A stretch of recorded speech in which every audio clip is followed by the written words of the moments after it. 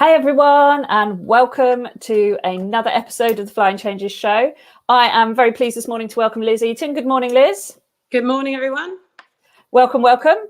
Liz, you have a passion for the connection between horse and human, emotional and physical, and how that makes a difference to the performance of the human and the horse and the partnership. So tell us just a little bit in your own words about what it is that you do and what makes you you. Well, I call my business Equitation with Empathy because I felt on my journey that there was something missing about the understanding of what was going on in the horse's mind and the rider's mind during training. There was that old sort of adage in when I grew up and I was being trained about the need to be absolutely fearless all the time, and I don't think humans and horses are fearless all the time. And when they're struggling, it needs to be recognised that that's going on so that we can help them move forward. Wow. Love that. Absolutely love that. That's incredible. And as we know, like I'm always bleating on about the fact that it is 80% mindset, 20% skill. Like you have to have the skill, it's really important. But if you can't execute the skill because you've got fear or you've got something going on in your mind, it's going to stop you. And it's the same with the horses, isn't it? They might be able to do something, but if they're too distracted because they're not feeling comfortable or they're worried about something in their surroundings or they're not happy about what's going on, then they're not going to be able to perform either. So I'm 100% with you on that one. So tell us then a little bit about that journey that brought you to the realization that that's the way you wanted to be doing it and you wanted to do it in a different way and that you found that worked. Well, I wasn't a very natural horsewoman or athlete in any shape or form. It took me ages to learn to do rising trot. I can remember it now, and to learn to swim, and I couldn't do a forward roll or anything like that. So I was just drawn to horses. I just wanted to be with them 24/7, and it was due to horses that I made the effort to be physically fitter and more agile. And I left school at 16 and went as a working pupil to Wellington Riding and started studying for my British Horse Society exams. And it was there that it was sort of discovered that I had an affinity for the difficult horses, the ones that other people didn't really want to ride because they were considered to be naughty or challenging. And I was always fascinated by them. And then also I had an empathy for the riders that were struggling themselves with their ability physically or emotionally to cope with the horses underneath them. So I trained there for a few years, and then I started freelancing. So I started my own business when I was 18, which is really young, but I didn't fancy the idea of working for anyone else. I wanted to be able to strike out and do my own thing. So I started based at my parents' farm near Horsham, and I did everything and anything that was available. I worked a few days in a riding school, and I did grooming for people and starting horses and so on. And then I decided I wanted to go off travelling. So I took 6 months out, and to cut a long story short, I ended up working in Australia on a couple of stud farms, which was my first experience of natural horsemanship, although I didn't realise it at the time that was what was going on. But it was just how they started handling their youngsters out there. We had to get the young horses, the yearlings, rounded up and handled before sending them off to the sales, and they'd never been touched. They were really feral.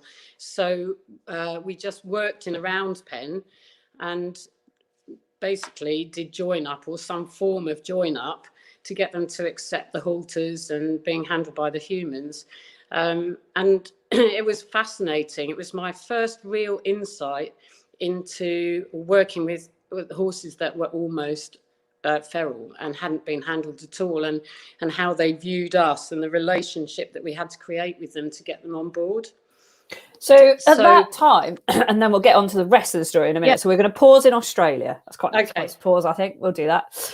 At that time, what did you realise then was, you know, really helping them? What was really so different? I mean, obviously, I know round pens and that kind of idea of join up and things probably was really new, and certainly hadn't really been taken on that much in the UK, perhaps. But what was it though about the horses and the fact that they were probably the most feral things you're going to come across, really, isn't it? I mean, there really aren't very sort of wild horses around anymore. What was it about them that made you realise, oh, there's something here? I'm beginning to understand these beings a little bit more, and you know, the difference with them and the humans. Well, it was the fear. Actually, you could see they were afraid because they've been taken away from the herd and put into an enclosed space with a human. So the fear was there. And what I really learned was from watching these guys, because they'd obviously done it lots of times before, and how completely laid back they were. Well, you know what the Australians are like anyway. They tend to be that way. But they nothing was a problem. Whatever the horses did, they stayed really calm and controlled their own fear if they had any. I don't think they did, but they certainly didn't let any of their emotions show to the horses, and they kept everything really calm so that the horses wanted to approach them.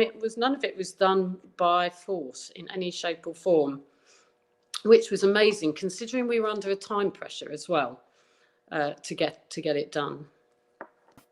Cool, awesome. So carry on then from that point. So you saw these cowboys. Yeah, effectively.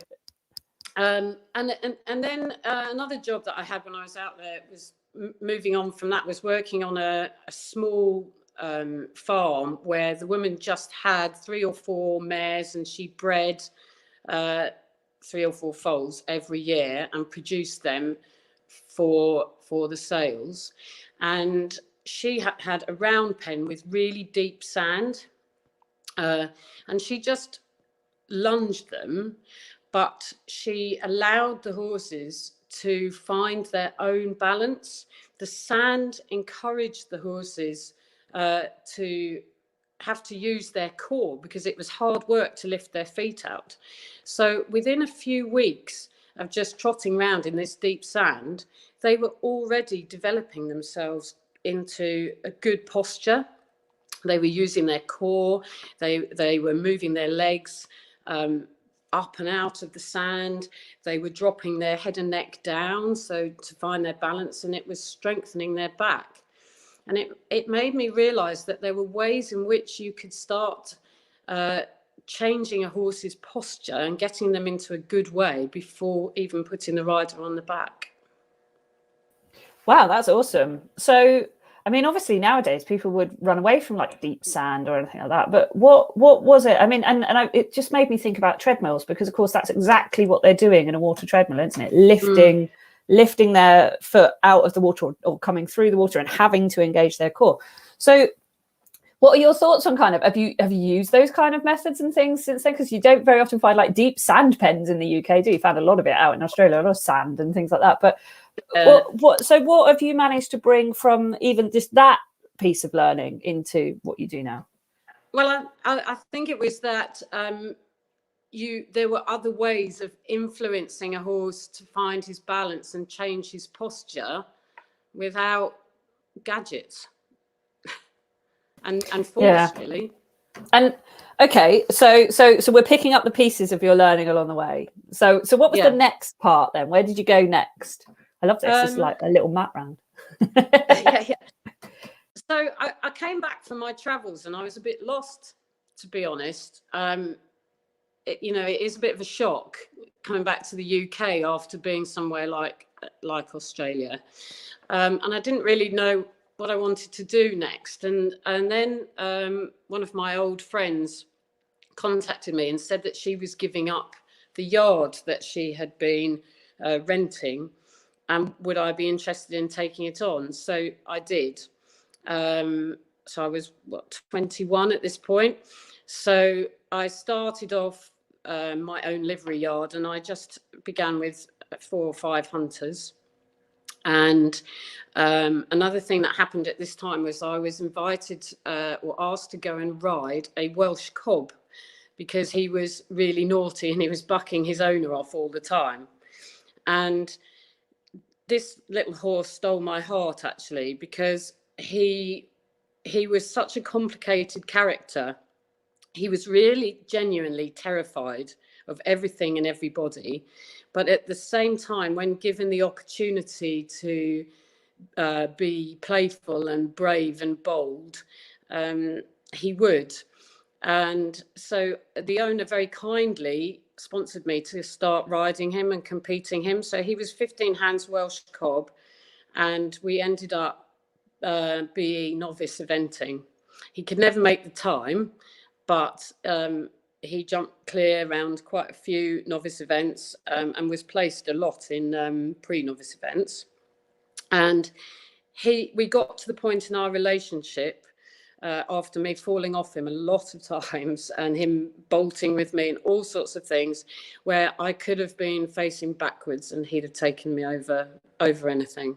He was an amazing horse, and he really taught me about listening and understanding that horses can be really emotionally deep, and they can be very afraid of things, but with right support they can become very brave.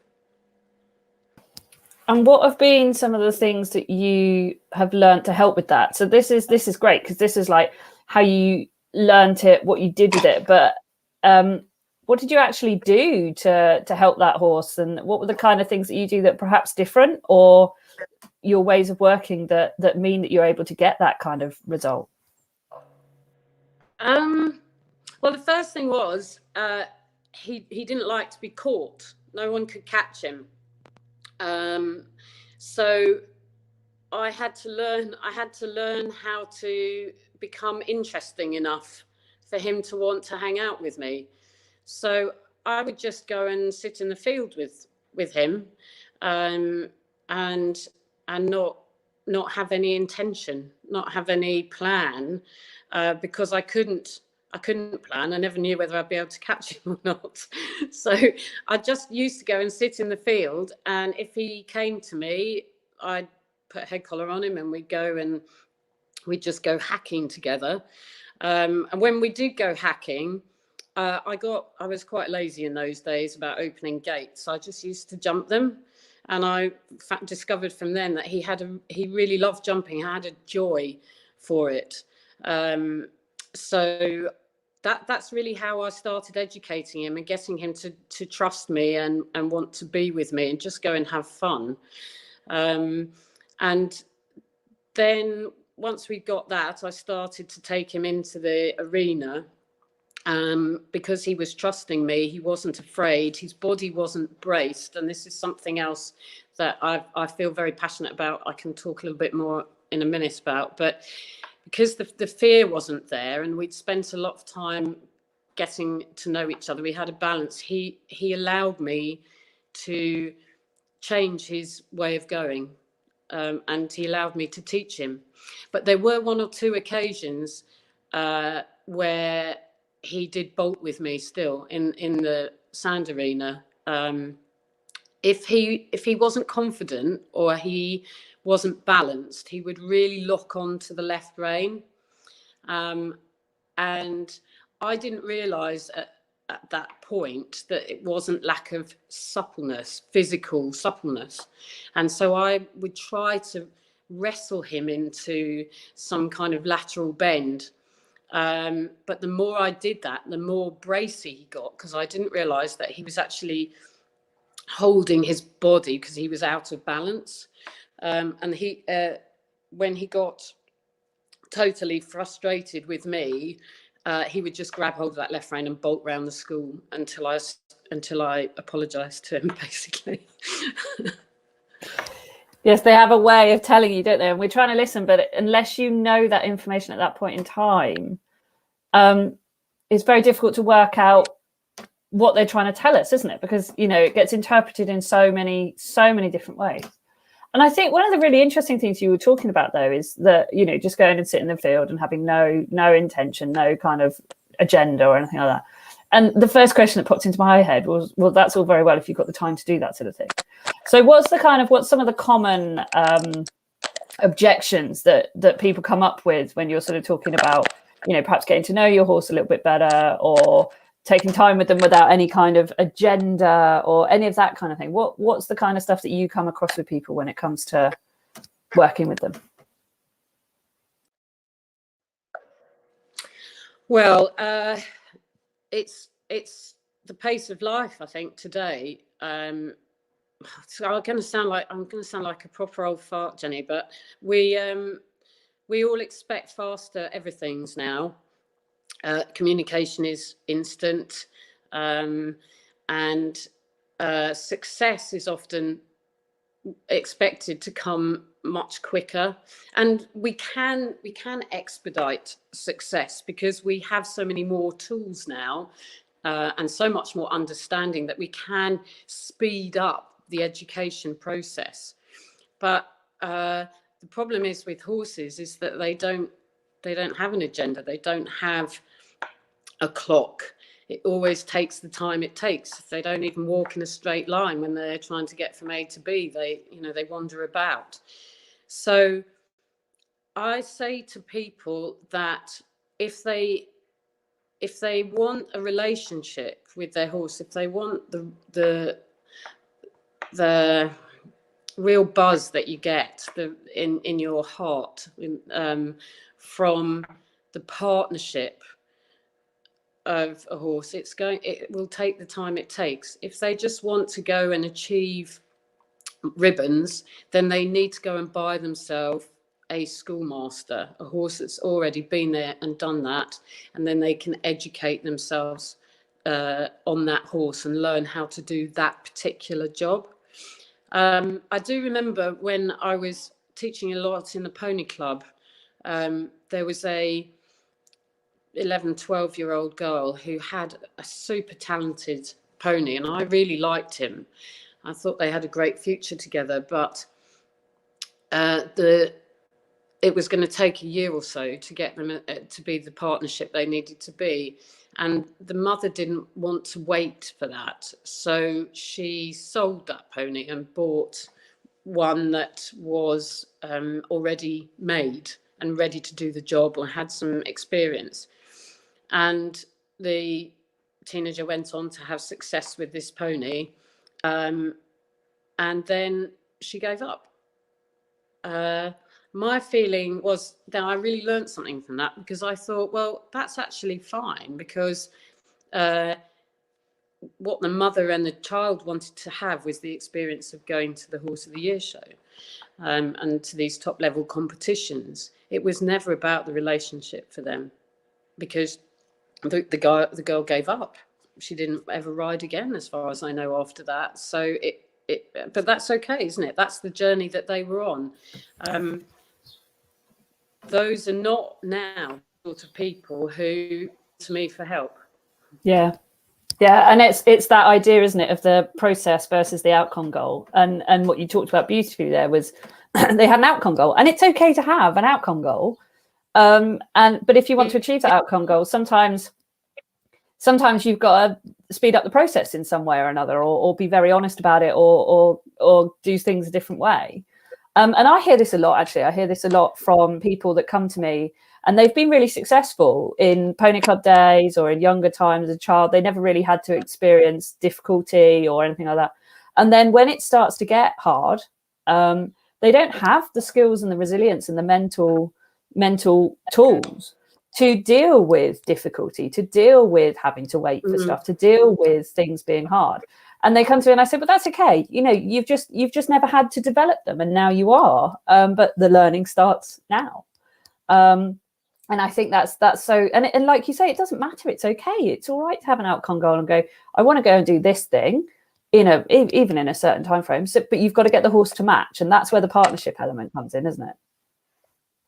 Yes, and actually, Jenny, it works the other way as well, because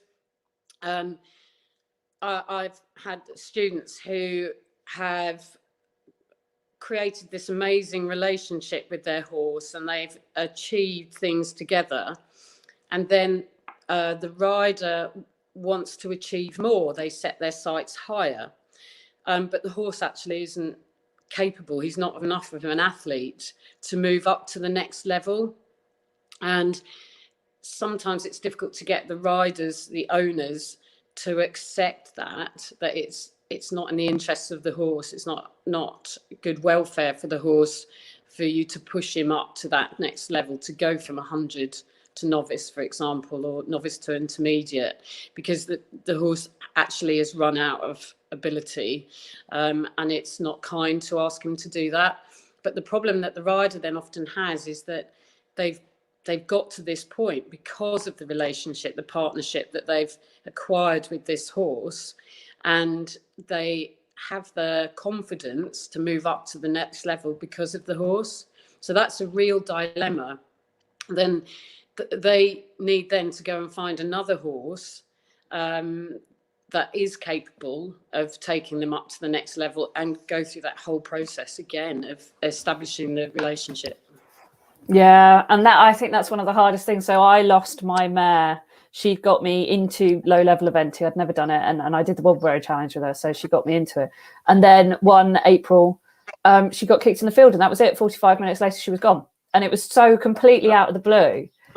And, you know, we had built that relationship together. So I'd had her 5 or 6 years, and for a few of those, I hadn't jumped at all, because actually, quite frankly, she frightened me, and I realised this. And then I decided, well, she used to event kind of Pony Club 100s, pre-novice sort of thing. So, you know, she could do it.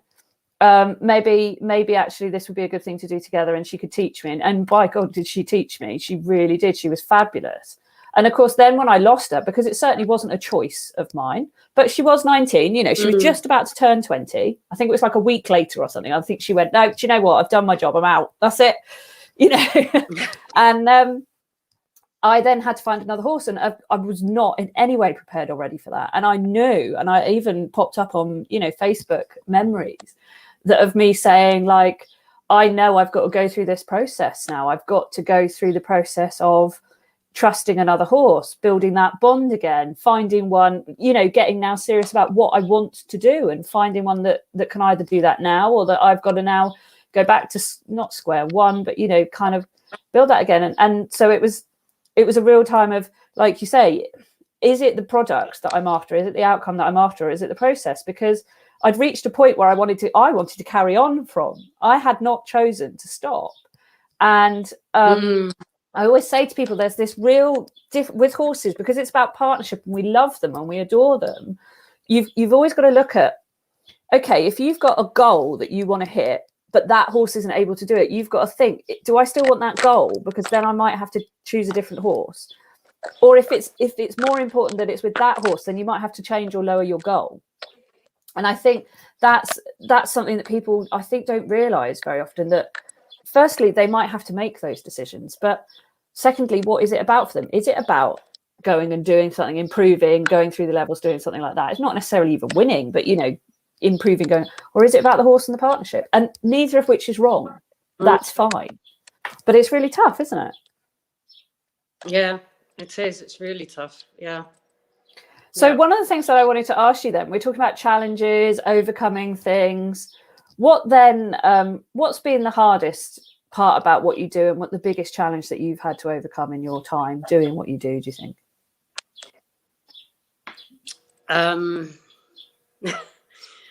Oh, I would say probably the biggest challenge for me has been personally self-confidence and self-belief. It's something I struggle with actually on a not a daily basis, but all the time. And one of the reasons for it is that I think those of us who are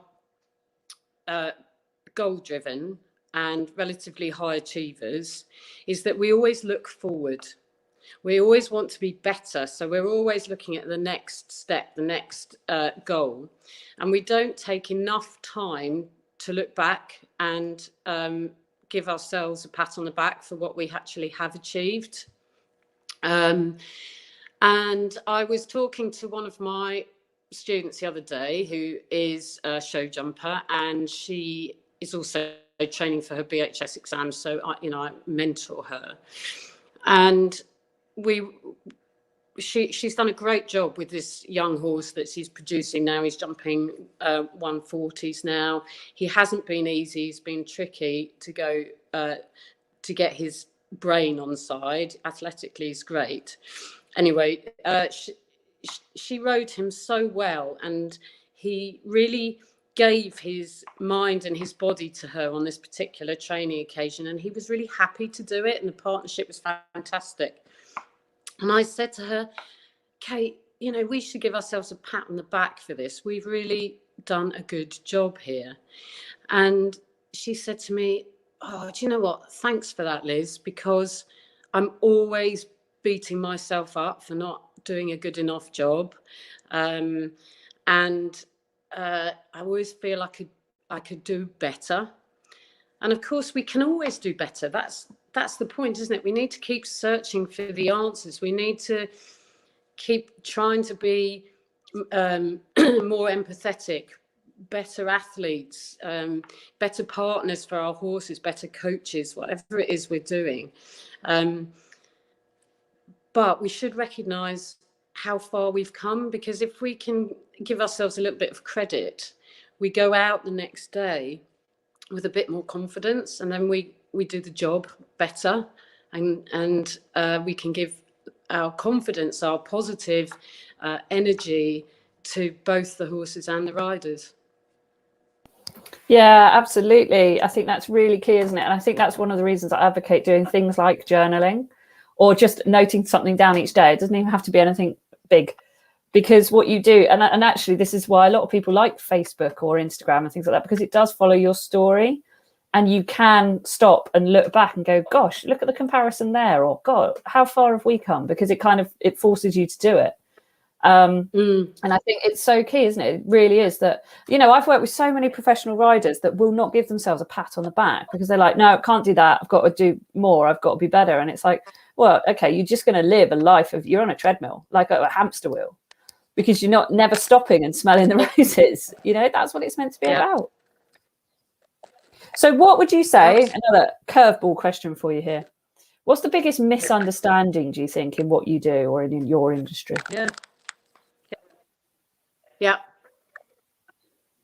Oh, I think we've got a little bit of lag on the internet. That's right. Lost you there, Jenny. That's okay. Are we back now? Yeah.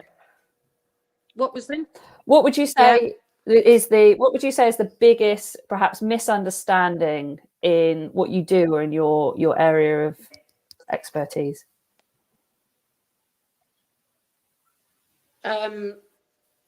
Biggest misunderstanding of me, do you mean? Sorry, or no, at all. Misunderstanding from my clients. Both, either or. I don't mind. Okay. Right. So I think that by some people I'm perceived to be too soft and not progressive enough with the horses. That's for sure the biggest misunderstanding, because people who are looking for a quick fix will come to me and I won't give them one, because in my experience there is no quick fix. It's actually better to take the time it takes. I'm sure you've heard that quote from somebody, but to get the job done properly in the early stages, build the foundations correctly, and then everything later on will go much quicker. The problem is when people come to me and they're looking for a solution, is because they've hit a brick wall in their training with their horse, whether it's in their relationship with their horse or the horse's athletic abilities. He's reached a block, and there isn't a quick fix here. Always the problem comes back down to the basics, the fundamentals. So having to go back like that takes a lot more time than it does if you are effective in building your foundation at the beginning. It might take you longer then, but you'll progress quicker later on. Yeah, totally agree with that one, that it's about getting the right foundations in. The problem is if you don't know what the right foundations are, or you don't feel like making any progress on them, how do you help people with that, feeling like they're either going backwards or they're not going forwards? How do you help someone in that with the horse or the rider?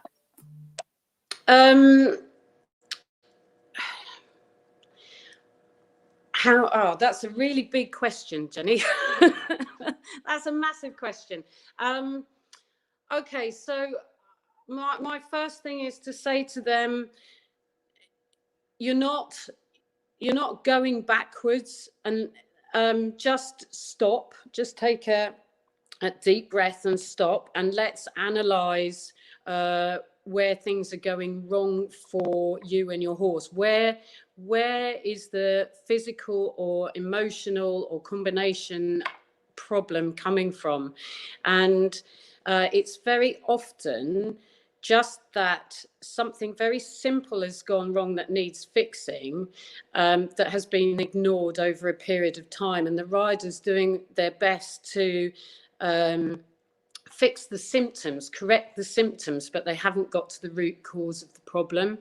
So we just stop, we strip everything right back to whether the horse is working physically at his optimum. Is he really in balance, or is he struggling all the time to just to keep his weight over all 4 feet, or cope with something that the rider's doing in his body, which means that he's just hit that point of overload. You can't add anything else to it.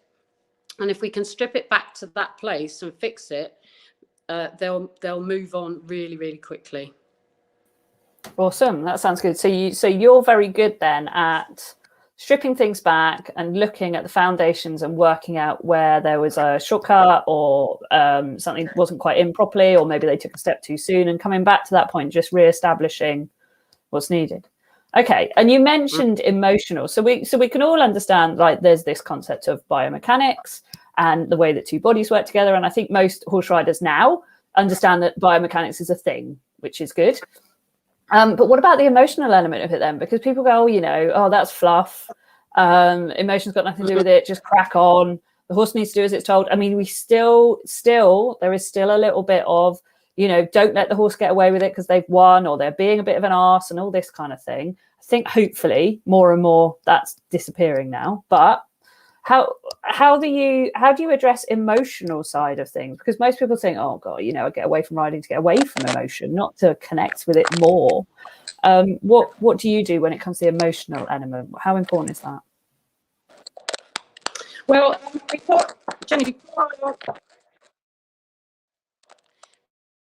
before I answer that question, I have a bit of a problem. My battery on my phone is ticking down hideously. I stop with 100%. So I feel really awkward about this, but if I don't go and get a charging lead, I'm going to disappear.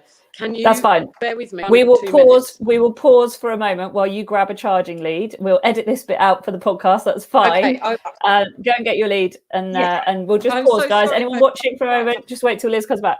Cool. I'm just going to take us both off camera for a moment, so that people watching can see that that's what we're going to do. So otherwise, I'm going to be sat here talking to myself. So those of you watching, see you in 2. Stay tuned.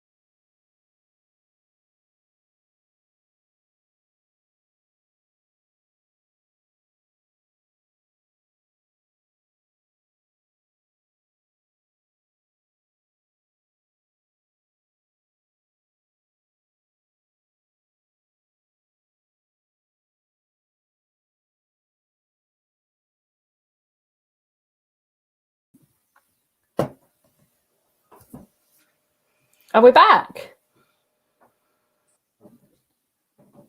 Are you plugged back in, Liz? Sorry about that. Sorry. That's absolutely fine. Don't worry. Technology has a way. We were just hitting on something really good then. That's why. Yeah, of course. Cool. Yes. So can you ask me the question again? It was about addressing I can indeed. Yeah.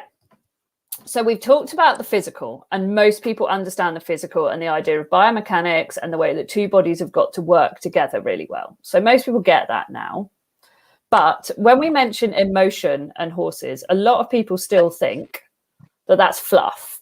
Like there's no room for emotion in horses. You've got to just get on with it. Even things like, you know, people still say stuff around, oh, they're just being an arse, or they're just being stupid, or, you know, that or just crack on with it, get on with it. And I do think that's starting to disappear. Or not disappear, but it's certainly starting to get a lot less now. But you mentioned emotion a minute ago. And I thought, great, let's ask you more about emotion then. Where does emotion have a place in horse riding then? Well, shall we talk about the rider to begin with? I think that it's very easy for people to recognise that when they have a time pressure on riding their horse, when they come home from a busy day of work, and they're stressed and they've been in the car and they've only got 40 minutes to ride their horse before they've got to be home for the kids or whatever, that they don't have a successful training session. It's quite easy to ask questions of people and get them to come to that conclusion themselves, that once they are under time pressure or they're stressed, that the horse never gives them what they want.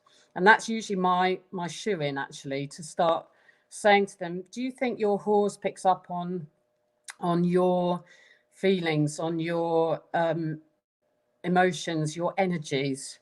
And usually when they think about it, they can say, well, yeah, especially in the competition arena, you know, that old chestnut, he went so well in the warm-up and then I got into the arena and it all fell apart. So you can usually draw people's attentions to the fact that the horse is picking up on their energies and emotions quite easily. The next part of that journey then is to encourage them and support them in finding ways in which they can go on a journey for themselves of being able to manage their fear, manage their competitiveness, manage their adrenaline, and away from the horse, and then bring that to the horse. Once you start getting people thinking about themselves, it's then relatively easy to say to them, do you think your horse might be experiencing a lack of confidence here? Do you think your horse might actually be bored in the school? What does he like to do? What's his personality? And if you can start getting people to think along those lines, then you can begin to educate them. Another way of doing it is for those people who are scientifically minded. You can actually talk about it on a chemical level. The fact that horses are dopamine addicts, for example, same as we are to a certain extent, and that during training, if you can release the pressure at the right moment that the horse has given you the desired behavior, you get a release of dopamine, and the horse will then continue to look for that behavior again that resulted in him getting a dopamine hit. So you can approach it in many ways depending on the personality of the rider and the human. Yeah, I love that. And what kind of people do you get come to you that you really love to work with then? What are the type of people that you really click with, you really gel with, and you get great results with?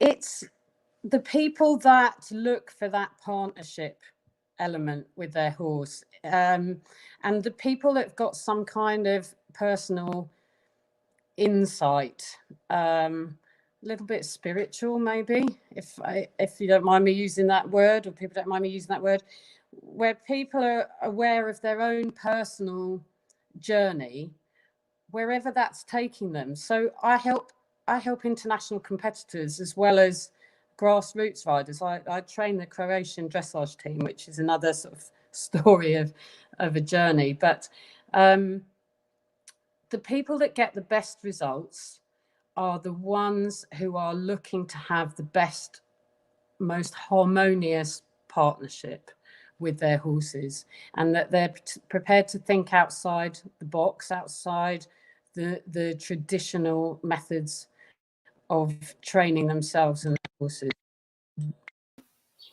Lovely. That's awesome. Okay, so I'm intrigued now. Tell us about the Croatian dressage team. How did you end up training then? That's a slightly unheard of team yet so far. The Croatian dressage. Yeah.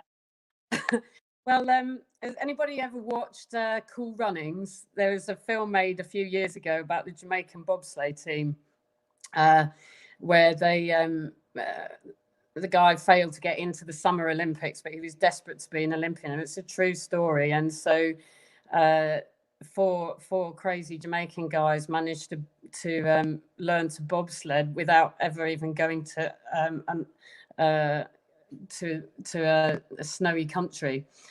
Well, the Croatian dressage team is a little bit like that. We don't have very much financial backing. It's a very small country, recovering still actually from the war in the 90s. But I got out there through the natural horsemanship connection. I was another role that I have is that I teach the anatomy and physiology for the School of Equine Shiatsu, which was started by a very good friend of mine back in 1999, I think.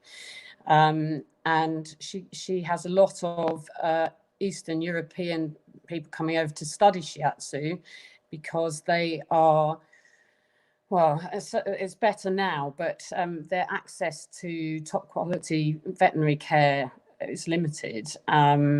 And so they're much closer to nature, actually, in the way that they use Eastern medicine as prevention and keeping their horses healthy.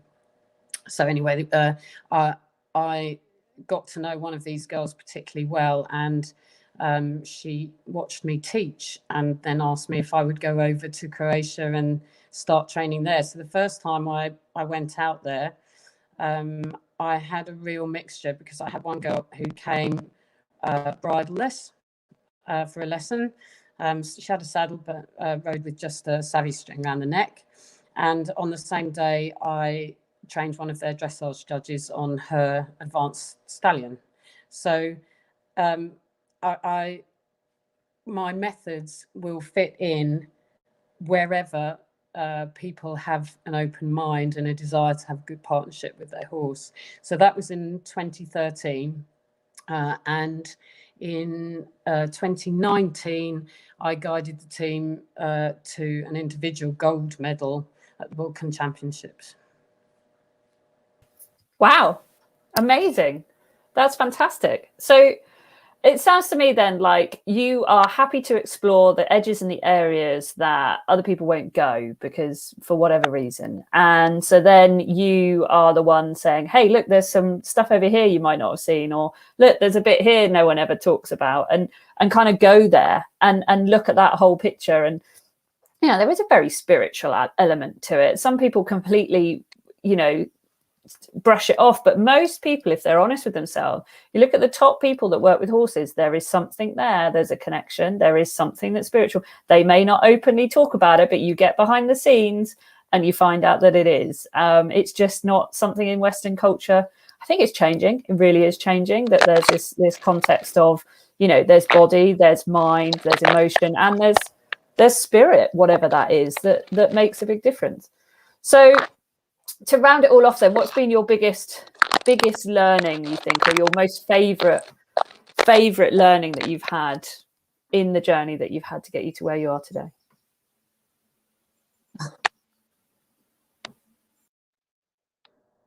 I always tell people when I introduce myself, I've got these qualifications. I'm a BHSI performance coach, and I'm training for my fellowship, and I'm lucky enough to be able to learn from some of the best people in the world I've trained with.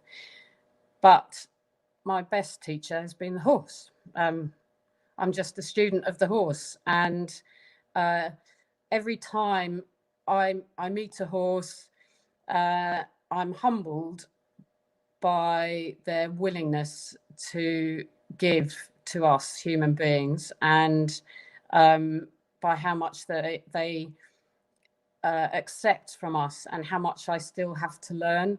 That old saying, pride comes before a fall, was obviously written, wasn't it, by a horseman. Every time I think I know what I'm doing, I meet a horse that I have to find other answers for. I have to dig deeper or search broader to find an answer to help this horse on his way. And I'm so grateful. I'm so grateful to the horse and to the people that allow me to help them. I'm just really lucky.